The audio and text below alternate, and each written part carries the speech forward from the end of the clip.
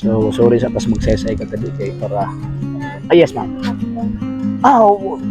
Sige. Tawag ining pagkantahon ta mo pero dapat sa inyong kanta na ay name. Katoliko ba mo? Katoliko ka? Ikaw katoliko ka? Sige. Dapat sa inyong tawag ining kanta is na ay kuan na pangalan ni Mama Mary ug ni Saint Joseph. Sige be. Naipangalan sa kuan, naipangalan sa tawag ana ni Mama Mary ug ni kuan. Repeat. Naipangalan ni Mama Mary ug ni Saint Joseph. Sige daw. Wala mo kabalo? Uy, sayang. Hello ma'am. Sayang kaayo. Birthday. Asan siya? Birthday lang niya, tapos wala may nakadalag ko. Okay.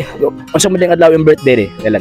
So mo nang So mo nang tawag ining magkuan mo, mangaruling mo kay birthday ni mo dong. Atik. Birthday ni mo? Sure ka? Sure? Ano sa birthday? December 6. December 6. Sige. So ato ni silang tawag ini pakantahon nya pagkahuman na paano nanuri mo diri nga wala mo magibit-bit na kwarta? Wala lang, mamas ko lang po ni diri. Taga-asa man mo? 23. Taga 23. Nagasimba mo? Rosary. Asa dapit? Dito sa among simbahan. Asa dapit nga simbahan? Santo Niño. Santo Niño. So nag-rosary mo? Okay. Sige. So ato silang pakantahon. So unsa may tawag ka ng kantahon ninyo? Sanang Pasko. Sa sunod, basta manaygon mo, dapat ang nakatawag ining nakasentro sa inyong kanta is kanang tawag ining refer kang Christ. Kay kanang star ng Pasko, uban pa refer maguna sa tua.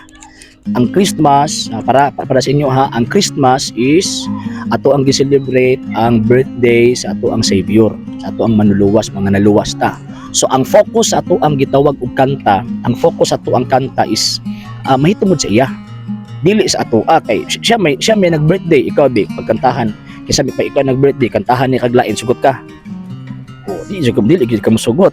So mo na kay birthday man ni Christ, birthday man sa atong Savior, so mo na kung magmamasko mo, dapat ang inyong gitawag og tawag ining pagpamasko is ang inyong kanta na agyoy connection kang Christ. Mag-practice po niya na. Okay bantay sunod pagbalik na ko diri. Sige ato sila pagkantahon. Ano sila kantahon ninyo? Star ng Pasko. Star ng Pasko. Sige ato lang napasayloon sa. Sige.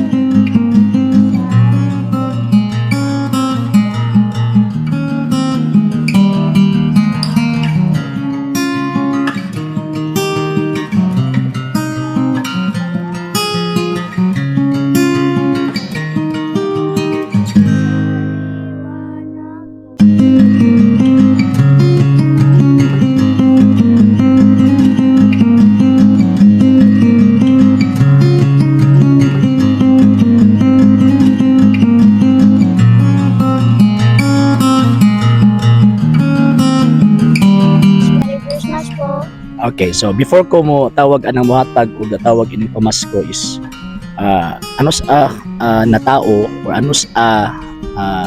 gipagawas or gipakatao ang ato ang Ginoo.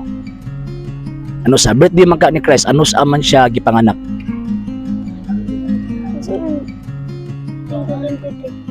Dili. Unsang bulan, unsang petsa gipanganak ang atong Ginoo? December 25. Ito mo ana. Lapod ko kabalo. So dapat atuan ang tuuhan ngano man tungod kay tinuod gyud nga si Christ na tao siya December 25.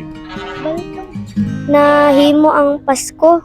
Yes, mo na pinaka main reason ngano na ang Pasko ngano man kay nituot nga ang ato ang Savior, ang ato ang Kristo na tao siya gipanganak siya ni Mama Mary December 25.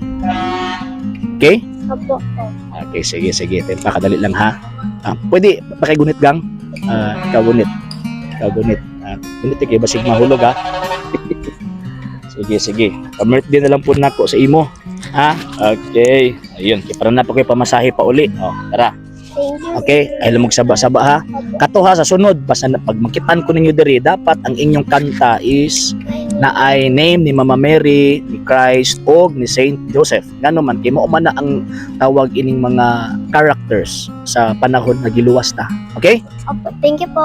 Okay, sige. Amping mo ha. Dili mo maguli mo sayo ha, mangulig sayo. Dili magsuri-suri kay bata pa biya mo, ha? Sige. Amping. Okay. So ayun. Bimbingan pa gyud nga gipanaygunan ko. Okay.